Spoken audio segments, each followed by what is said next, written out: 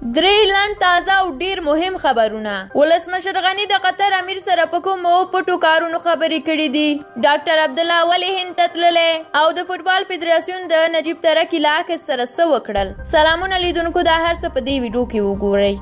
ولسمشر غني نن د قطر له امیر سره لیدلي او دواړو لوریو په دغه لیدنه کې د سولې په پروسې سربیره د دوه اړخیزو اړیکو پر پراختیا او ټینګښت، اقتصادي همکاریو او دغه راز په افغانستان کې د پانګونې موجوده فرصتونو په اړه خبرې کړې دي. د ولسمشر غني ویان صدیقي په دې اړه په خپل ټویټر کې ویلي دي چې ولسمشر د قطر له امیر سره په لیدنه کې د سولې مذاکراتي پلاوي کوربتوب له کبله د قطر له چارواکو مننه کړې او په دې برخه کې دغه هیواد همکاري ستایلې ده. ولسمشر غني تیره ورځ په 2 ورځني سفر لومړی کویټ او بیا له هغه ځایه قطر ته لاړ. نوموړي د خپل دې سفر په ترڅ کې پر قطري چارواکو سربیره د افغانستان اسلامي جمهوریت دولت مرکچي پلاوي له غړو سره هم لیدلي او دې پلاوي ته یې د مذاکراتو په تړاو لازمې لارښوونې کړې دي. ټاکل شوي چې ولسمشر غني او ورسره پلاوي سبا د چهارشنبې په ورځ بیرته کابل ته راستون شي.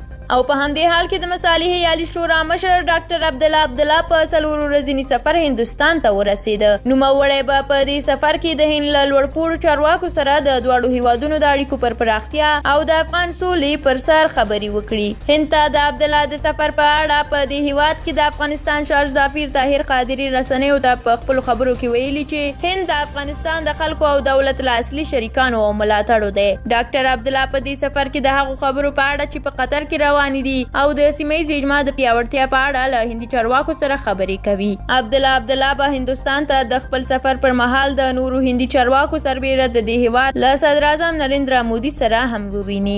او د دې ټولو ترڅنګ بیا د هیواد د فوتبال فدراسیون د افغانستان غوره لیګ د لوبو پر مهال له کرکټ بورډ ادارې او د کرکټ له مینوالو سره د غمرازۍ او همدردۍ شریکولو په موخه د نجیب ترکی انځور لګولې او همدارنګه د نوموړي روح ته د مغفرت دعا وکړه. اتله جنت فردوس دې په برخه شه. له تاسو مننه چې ویډیو م تر اخره ولیدله. که د نجیب ترکی مرګ دردولی نو زموږ سره خپل درد په کومنټ کې شریک کړئ او دعا هم ورته مه هیروئ. تر بیا او بلې ویډیو الله مو مل شه.